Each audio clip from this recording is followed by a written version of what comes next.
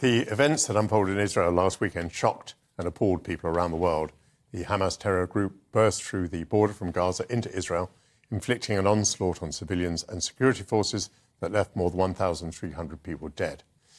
Israel is responding with huge force against Hamas in the Gaza Strip, and that has left 2,000 people dead, reportedly including the Hamas commander who led last week's attack.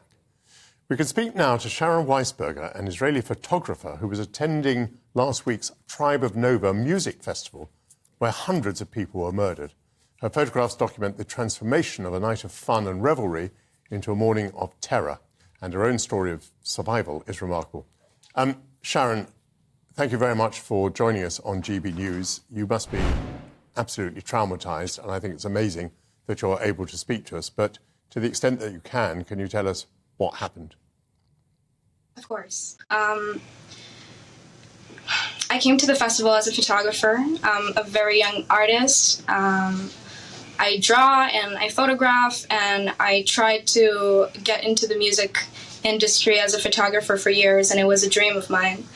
I tried to get into the Nova committee, and I got in, and it was a dream of mine. I was waiting for it around 6 months to get into that festival.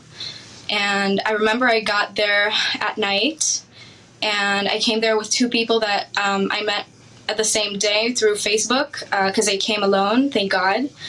I got to the festival. I spent all the night taking photos. Beautiful people of peace and love, people that came to celebrate. Most of the people were in the army, finished the army. They were there to enjoy life and celebrate it. As the sun was starting to rise up, I remember I took my camera and I went back to have a wide shot of all of the surroundings while the sun was rising up and the beautiful people were dancing. And the second that I went back and I got the shot, the music stopped and people were starting to run around. Panic was all around. People were crying, getting anxiety attacks.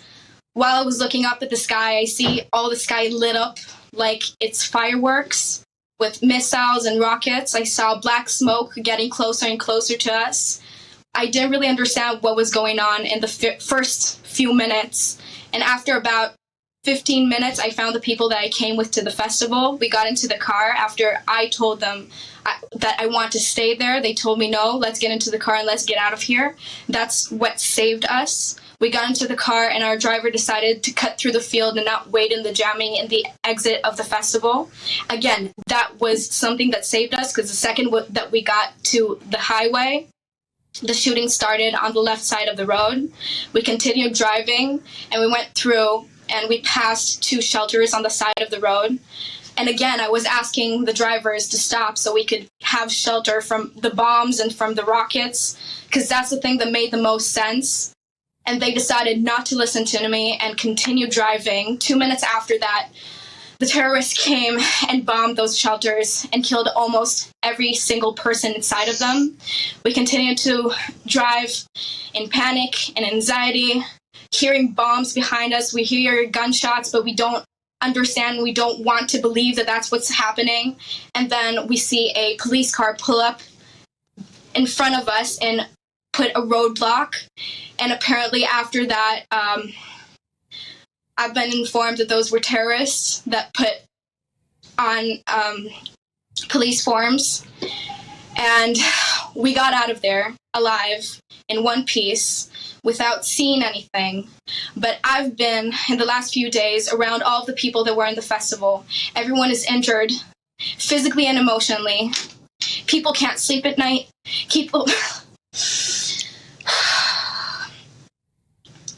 The terrors and the faces of all of those children haunt me. I look at the photos and I'm trying to edit them to give them to the families, and I see more and more pictures of people that are dead, children that are dead. We need you to stand with us. We need you to understand that Israel is defending itself, and it needs everyone to listen to Israel right now. Everyone is hurt. Everyone is hurting, and we need your help. Sharon Weisberger, it's been very, very brave of you to come on GB News today.